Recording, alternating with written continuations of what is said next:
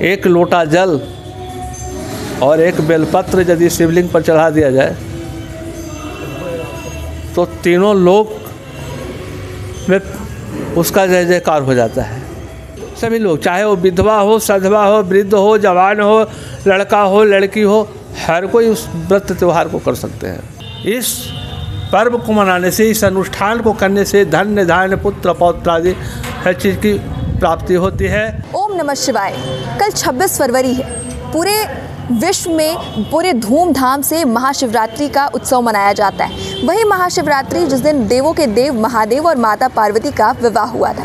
नमस्कार, मैं मानसी पाठक आप सभी का स्वागत करती हूँ हज़ारीबाग अपडेट्स और बता देना चाहेंगे कि हज़ारीबाग अपडेट्स अब एक नई सीरीज शुरू कर रही है जिसमें हर पूजा का महत्व आपको एक दिन पहले पुरोहित जी से प्राप्त होगा। तो कल शिवरात्रि है और शिवरात्रि में हज़ारीबाग के सबसे पुराने मंदिर बुढ़वा महादेव में हम आ पहुँचे हैं और यहाँ पर जो पुरोहित जी हैं, कल शिवरात्रि को लेकर क्या पूजा की विधि होती है, कौन कौन लोग इसका उपवास व्रत कर सकते हैं, पूजा का क्या फल होता है, ये सभी बातें और महत्वपूर्ण जितनी भी बातें हैं शिवरात्रि से जुड़ी, तो आइए यहाँ के पुरोहित जी से जुड़ते हैं और वो सभी बातें जानते हैं जो आप जन तक पहुँचना बहुत ज़रूरी है। सबसे पहले पंडित जी, आपका हज़ारीबाग अपडेट्स में खूब स्वागत करना चाहूँगी। बहुत बहुत धन्यवाद आपका।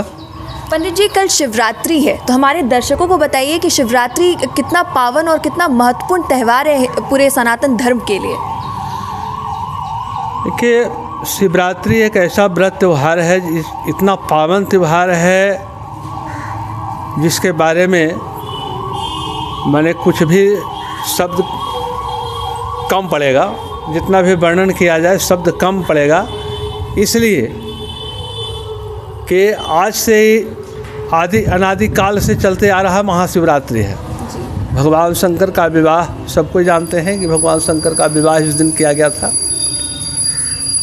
और हम लोग इनका अनुष्ठान इसलिए करते हैं कि परिवार में सुख शांति मिले, कुमारी लड़कियों का विवाह शादी वगैरह हो, जो लड़का पढ़ लिख करके है, मान लिया जाए कि कुंडलीय ग्रहों के अनुसार यदि किसी प्रकार की समस्या है तो इस व्रत त्यौहार करने से भगवान शिव की कृपा से उसका बेड़ा पार हो जाता है, किसी की दरिद्रता पार हो जाती है। इस तरह से मैंने हर अनेक प्रकार के विचार लेकर के लोग मंच पर आते हैं।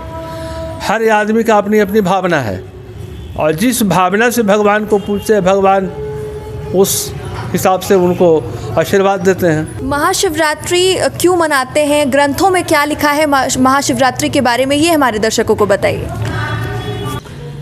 महाशिवरात्रि के बारे में कहा गया है कि संपूर्ण ब्रह्मांड को ज्योतिर्लिंग के रूप में प्रकट करने वाली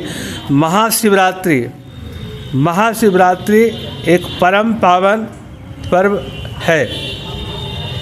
इस पर्व को मनाने से, इस अनुष्ठान को करने से धन्य धान्य पुत्र पौत्र आदि हर चीज़ की प्राप्ति होती है और लोगों का जिस प्रकार से आस्था है उस प्रकार के फल की प्राप्ति होती है।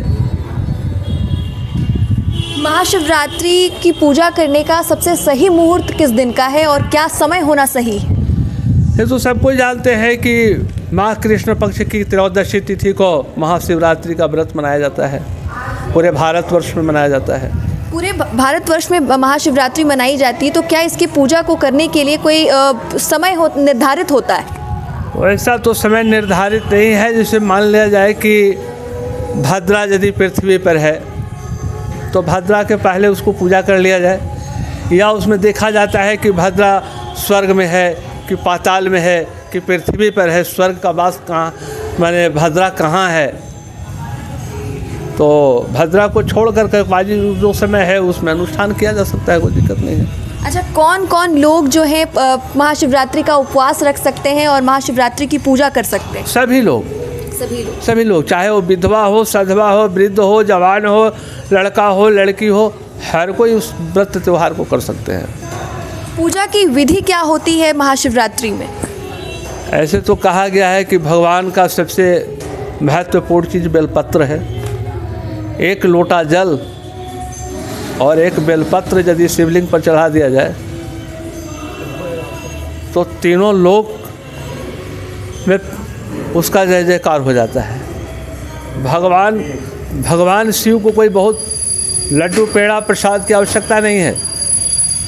आप प्रेम से एक लोटा जल दीजिए और एक बेलपत्र चढ़ा दीजिए, उसी में सब कुछ प्राप्त कर लीजिए।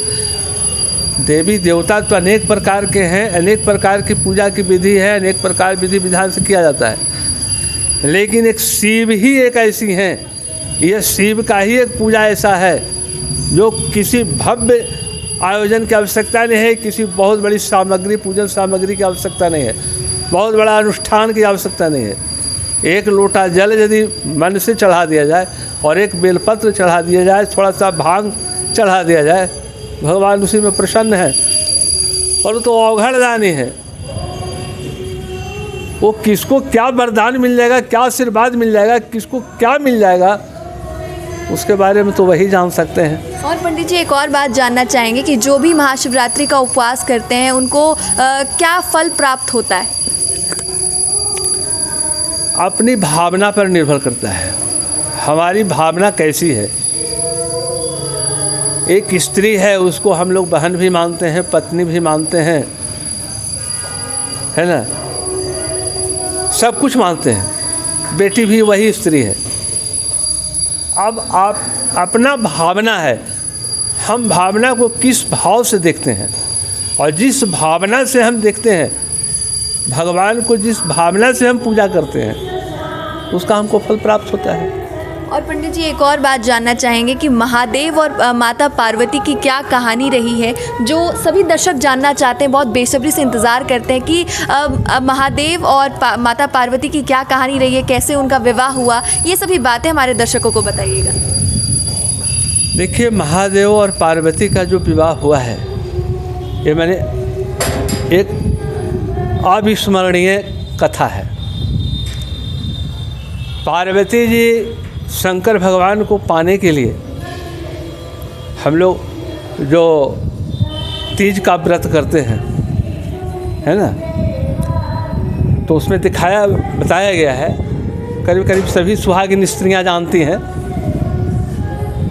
शिव जी को प्राप्त करने के लिए माता पार्वती जी क्या नहीं तपस्या की। जेठ के दोपहरिया में पंचाग्नि तापी, कई सैकड़ों वर्षों तक रह करके उपवास रहे, जल पी करके रहे, बेल के पत्ता खा करके रहे, शिव जी को प्राप्त करने के लिए। अब शिव जी के अंदर कौन सी चीज़ ऐसा माँ पार्वती को प्रसन्न आया, कौन सा चीज़ माता जी को ज़्यादा प्रभावित किया कि वो विष्णु भगवान को छोड़कर शंकर जी को शादी करने के लिए तैयार हुए, जिसके न शरीर में वस्त्र है, न सुंदर स्वरूप है, नाग है, बिच्छू है, कनगोजर है, सब कटीला चीज़ है, भूत है, प्रेत है, जिसको डर करके माता सुनैना जो है सो पार्वती जी की माता परात छोड़ करके भाग गई। भगवान का आरती हम नहीं करेंगे, ऐसा दूल्हा नहीं चाहिए, भले जीवन भर कुमारी रह जाए पार्वती, लेकिन इस दूल्हे के साथ शादी नहीं रचाएंगे। तो अभी हम जैसा हमने बताया ना कि हर आदमी का दृष्टि अपना अपना होता है देखने का। अब माता पार्वती की कौन सी, हम लोग तो देखते हैं कि शंकर भगवान कुछ नहीं है, न उनके पास वस्त्र है, न साबुन सोडा है, शरीर में भस्म लगाए हुए हैं, नाग अलगे से फुफकार मार रहा है, बिच्छू अपने काटने दौड़ रहा है, कनगोजर के बाली पहने हुए हैं। तो शंकर भगवान को सब पता वैसी है, किसी का मुंह उल्टा है तो किसी का पैर उल्टा है, ऐसा ऐसा प्रेत उनका बराती है। तो कहने का मतलब है माता पार्वती को कौन सी ऐसी अद्भुत चमत्कार शंकर भगवान में दिखलाई पड़ी, वो तो माता जी ही समझ सकती हैं। ये कहानी बिल्कुल अनोखी है और बहुत ही लोगों की बहुत पसंद की कहानी है ये। जब लोग इसे टीवी पर देखते हैं तो लोग बहुत मन लगाकर और बहुत ध्यान से देखते हैं। माता पार्वती ही जो वरदान प्राप्त लोग करते हैं वो माता जी के ही कृपा है। बाबा भोलेनाथ तो अवघड़दानी है, वो तो भूल जाते हैं कि इसको क्या देना है, ये भी उनको पता नहीं है। वो तो माता पार्वती जी दिलवाती हैं कि फलाने को ये चीज़ की ज़रूरत है, उस वस्तु को फला चीज़ की आवश्यकता है, महाराज उस पर कृपा कीजिए। लेकिन भगवान कहते हैं कि जिसके भाग्य में है उसी को मिलेगा। एक ब्राह्मण, एक गरीब ब्राह्मण थे, वो रास्ता से चलते जा रहे थे, माता पार्वती जी उसकी दुख को, कष्ट को देख करके सहन नहीं कर सकी। भगवान शिव से पूछती है कि महाराज, सबको तो आपने सब कुछ दिया, लेकिन इसके लिए आपको पास कुछ नहीं है। बोला है पार्वती, लेकिन इसके भाग में है ही नहीं ले पाएगा। पार्वती बोले महाराज दे करके तो देखिए एक बार। बोला ठीक है, जिद कर रही हैं तो हम दे देते हैं। तो सोना का मोहरे दुनिया भर के गिरा दिए रोड में। अब वो आया तो देख करके भी चला गया। बोला ये सब ले करके क्या करेंगे, इससे थोड़ी पेट भर जाएगा। सोना खा कोई कभी पेट भर सकता है? अनाज की ज़रूरत है। जब आगे बढ़ गए तो वही शंकर भगवान कहते हैं कि पार्वती तुम तो इतना प्रयासरत थे कि कुछ दे दीजिए, कुछ दे दीजिए। देने के लिए बहुत कुछ दे दिया, कहाँ ले पाया हो? तब उसको कैसे दें हम? तो दिलवाने का काम माता जी का है। शंकर भगवान तो अपना नशा में चूर हैं। बहुत शुक्रिया आपका पंडित जी, आपने बहुत ही खास जानकारी और बहुत ही महत्वपूर्ण जानकारी हमारे दर्शक तक पहुंचाई। चलिए, बहुत बहुत धन्यवाद आपका। शिवरात्रि से जुड़ी जितनी भी महत्वपूर्ण बातें होती हैं, माता पार्वती और देवों के देव महादेव की शादी किस तरह से हुई थी, उनकी क्या कहानी रही थी, ये सभी बातें अपने पंडित जी से जानी। क्या पूजा की विधि है, क्या मुहूर्त सही है पूजा करने का, कौन कौन लोग इस पूजा को कर सकते हैं, कौन उपवास रख सकते हैं, ये सभी बातें हमें पंडित जी से सुनने को मिली। और ये जानकारी आप दर्शकों को कैसी लगी, कमेंट सेक्शन में कमेंट करके ज़रूर बताइएगा। हर हर महादेव।